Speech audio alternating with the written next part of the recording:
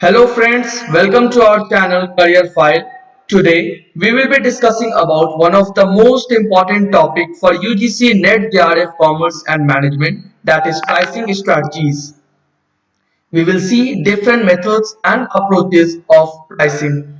Let us first understand what is price. अगर हम simplest definition की बात करें तो that is the amount of money charged for a product or service. आप जो value pay करते हैं उन benefits के लिए जो एक customer expect करता है product और service के लिए, that is price. It is the only element in marketing mix that produces revenue, क्योंकि और जो elements हैं may it be product और the distribution network वो cost incur करता है.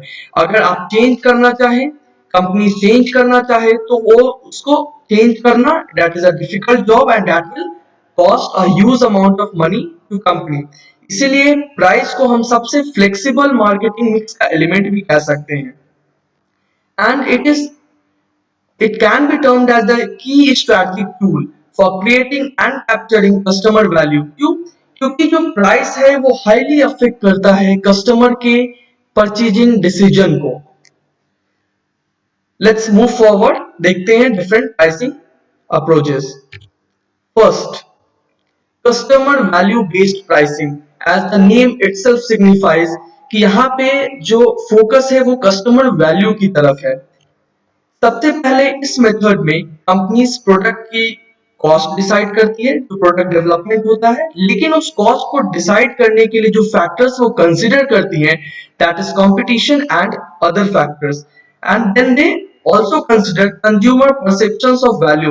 अगर हम कंपटीशन की बात करें तो कंपटीशन में जो की फैक्टर्स हैं जिसको कंसीडर करती है company, that is competitors strategies and prices, companies की marketing strategy, objectives and marketing mix, साथ ही साथ नेचर ऑफ मार्केट क्या है, डिमांड की सिचुएशन क्या है, इसको भी एनालाइज किया जाता है. और कंज्यूमर का परसेप्शन क्या है इस प्रोडक्ट को लेकर, वो कितना पे करना चाहते हैं. लेकिन इस कस्टमर वैल्यू बेस्ड प्राइसिंग में दो फैक्टर्स बहुत इंपॉर्टेंट हैं, जैसा कि आप अपने स्क्रीन पे देख पा रहे होंगे, price ceiling and price floor. Price ceiling वो पॉइंट हम कह सकते हैं जिससे ऊपर अगर उस पॉइंट से ज्यादा कंपनीज अपनी कॉस्ट रखती है, प्राइस रखती है प्रोडक्ट की, तो there will be no demand. और प्राइस फ्लोर वो पॉइंट है अगर उससे कम प्राइस होती है उस पॉइंट से तो लॉस हो सकता है. So the optimum price will be the between these two extremes, that will be the right pricing strategy.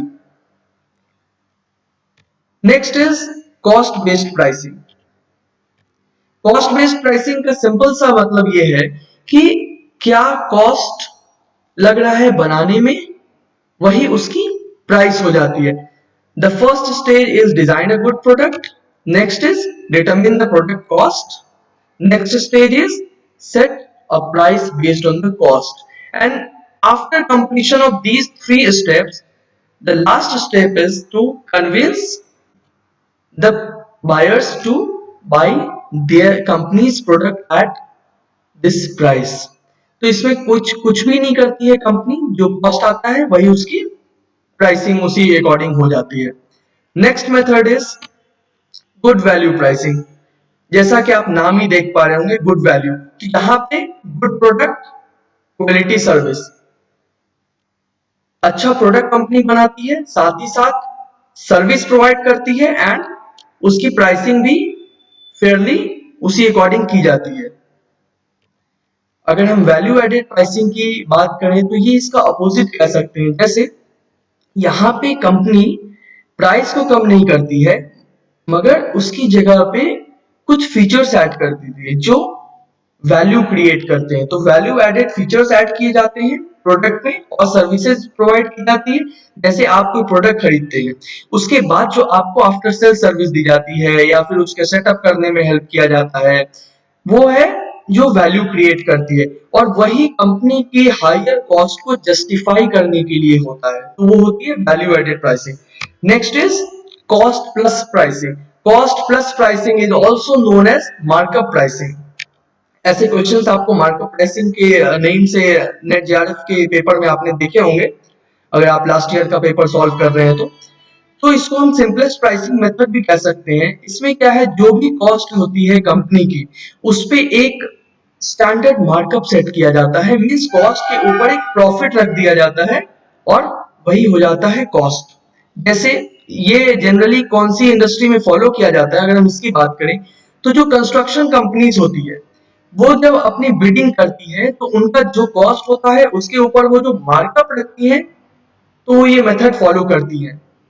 जैसे जो प्रोजेक्ट प्रोजेक्ट का कॉस्ट हुआ plus the markup which is their profit. लेकिन इसमें एक डिमेरिट है, हम इसकी अगर हम इसके डिमेरिट की बात करें तो उसमें यह है कि आप जो भी प्राइसिंग स्ट्रेटजी मार्केट की कंपटीशन को कंसीडर ना करें, वो एक ऑप्टिमम प्राइसिंग स्ट्रेटजी नहीं कही जा सकती है। Next is competition based pricing. Cost plus pricing में कंपटीशन का कहीं जिक्र नहीं था। कंपटीशन बेस्ड प्राइसिंग का सबसे पहला स्टेप ये है कि आप कंपनी जो होती है वो कंसिडर करती है कंपटीशन को। कंपटीशन कौन से बेसिस पे? कंपटीशन वैल्यू का। वैल्यू मींस जो प्रोडक्ट और सर्विसेज एक कंपनी प्रोवाइड कर रही है, उसकी उससे जो वैल्यू जनरेट हो रही है, उसका कंपटीशन है। अगर एक पर्टिकुलर कंपनी, एक कंपनी ए है, सेकंड कंपनी इज बी, अगर ए कंपनी जो प्रोडक्ट जनरेट करती है उसकी वैल्यू बी से ज्यादा है तो प्राइस भी ज्यादा हो सकता है। अगर बी की जो प्रोडक्ट और सर्विसेज है उसकी वैल्यू ज्यादा है, अगर ऐसा कस्टमर परसीव करते हैं, तो ए कंपनी अपनी प्राइसिंग उससे लो लेवल पे सेट कर सकती है in order to beat that competition. Next is target costing. Target costing का मतलब क्या है कि टारगेट का मतलब होता है जब किसी चीज को मीटअप किया जाए। तो यहाँ पे क्या है, ये एक रिवर्स ऑर्डर फॉलो करता है। अभी तक क्या था, पहले प्रोडक्ट बनता है, उसकी जो कॉस्ट आता है उस पे प्रॉफिट और मार्कअप आप कह सकते हैं, और उस अकॉर्डिंग कंपनीज प्राइस को डिसाइड करती थी। लेकिन टारगेट कॉस्टिंग में रिवर्स मेथड यूज हो रहा है। पहले यहाँ पे एक सेलिंग प्राइस डिसाइड किया जाता है, मार्केट को देखते हुए, कस्टमर्स को देखते हुए एक सेलिंग प्राइस डिसाइड किया जाता है, और उस अकॉर्डिंग अपनी स्ट्रेटजी डेवलप की जाती है और रॉ मटेरियल्स यूज किए जाते हैं, और सब सारे स्टेप्स इस तरीके से लिए जाते हैं कि जो सेलिंग प्राइस कंपनी ने पहले डिसाइड की है वो मीटअप हो जाए। Next is new product pricing strategies. इसमें दो चीजें आती हैं जो बहुत ही कॉमन है और आपने इसकी कई क्वेश्चंस नेट के पेपर में जरूर देखे होंगे। First is market skimming pricing.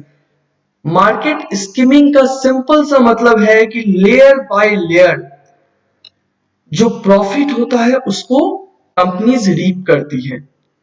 एक नए प्रोडक्ट के लिए हायर प्राइस सेट किया जाता है और कंपनीज उसका बेनिफिट उठाती है। यहाँ पे नंबर ऑफ सेल्स कम हो सकते हैं मगर that is more profitable because, क्योंकि प्राइस ज्यादा है।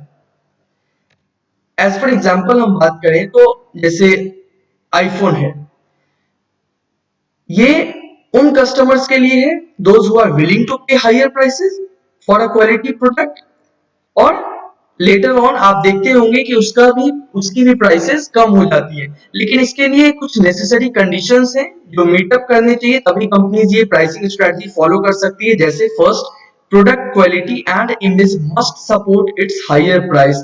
मींस अगर प्रोडक्ट की क्वालिटी और जो इमेज है अगर वो सपोर्ट नहीं करती है, then customer will not be willing to pay more prices for that product. Second, enough buyer must want the product at that price, means अगर एक बहुत ज्यादा बायर्स नहीं होंगे जो इस प्राइस पे, हायर प्राइस पे प्रोडक्ट को लेना चाहे, तो फिर कंपनी ये स्ट्रेटजी नहीं अपना सकती क्योंकि उनको इसका बेनिफिट नहीं होगा। Next is just opposite of market skimming pricing, market penetration pricing. Means यहाँ पे एक नए प्रोडक्ट को जब लॉन्च किया जाता है, मार्केट में इंट्रोड्यूस किया जाता है, तो उसकी प्राइसेस कम सेट की जाती है इन ऑर्डर टू, यहाँ पे दो ऑब्जेक्टिव होते हैं। First, to attract a large number of buyers, second is to acquire market share. जितना ज्यादा से ज्यादा मार्केट वो एक बार एक्वायर कर लेती है, लेटर ऑन जैसे उसमें प्राइसेस कम की जाती थी, लेटर ऑन इसमें प्राइसेस बढ़ा भी सकती है कंपनी और घटा भी सकती है, डिपेंड्स अपॉन द सिचुएशन। जैसे यहाँ पे क्या होता है, अगर प्राइसेस कम है तो it results in falling cost and that allows company to cut their prices even further, क्योंकि इकोनॉमीज ऑफ स्केल की वजह से ज्यादा प्रोडक्शन हो रहा है और ज्यादा सेल हो रही है, तो फिर वो कॉस्ट कम हो जाती है। इसके भी कुछ दो नेसेसरी कंडीशंस हैं, जैसे market must be highly price sensitive. अगर मार्केट प्राइस सेंसिटिव नहीं होगा तो उसको प्राइस के बढ़ने या घटने से कोई फर्क नहीं पड़ेगा, तो वहां पे ये प्राइसिंग स्ट्रेटजी एप्लीकेबल नहीं हो पाएगी। Next is product and distribution cost must decrease. अगर प्रोडक्ट और की जो अल्टीमेट कॉस्ट है उसको कम करना है तो उसके लिए सबसे इंपॉर्टेंट है कि उसकी मैन्युफैक्चरिंग कॉस्ट कम की जाए, और दूसरा है कि उसकी डिस्ट्रीब्यूशन कॉस्ट कम की जाए, जिससे कि अल्टीमेटली उसके प्रोडक्ट का कॉस्ट कम हो और कंपनीज ये स्ट्रेटजी फॉलो कर सके। तो आज इस पार्ट में हम इतनी ही प्राइसिंग स्ट्रेटजी की बात करेंगे। नेक्स्ट वीडियो में हम आपके लिए लेके आएंगे कुछ और स्ट्रेटजीज, जैसे प्रोडक्ट लाइन प्राइसिंग है, प्राइस एडजस्टमेंट की भी कुछ स्ट्रेटजीज हैं जो बहुत ही इंपॉर्टेंट है। अगर मैं प्रोडक्ट लाइन प्राइसिंग की बात करूं, कुछ एग्जांपल्स मैं आपको देना चाहता हूं, शायद आपने वो सब कुछ जरूर पढ़ा होगा। कैप्टिव प्राइसिंग होती है, ऑप्शनल प्राइसिंग होती है, बंडल प्राइसिंग होती है जो रेस्टोरेंट वगैरह में फॉलो की जाती है। तो नेक्स्ट वीडियो में हम उसके बारे में बात करेंगे। आई होप कि आपको ये वीडियो यूजफुल लगा हो, और अगर आपको ये वीडियो अच्छा लगा हो तो इसको लाइक करें, शेयर करें एंड हमारे चैनल को सब्सक्राइब करें। बेल आइकन जरूर दबाएं जिससे कि आपको हमारी लेटेस्ट अपडेट मिलती रहे। Thank you.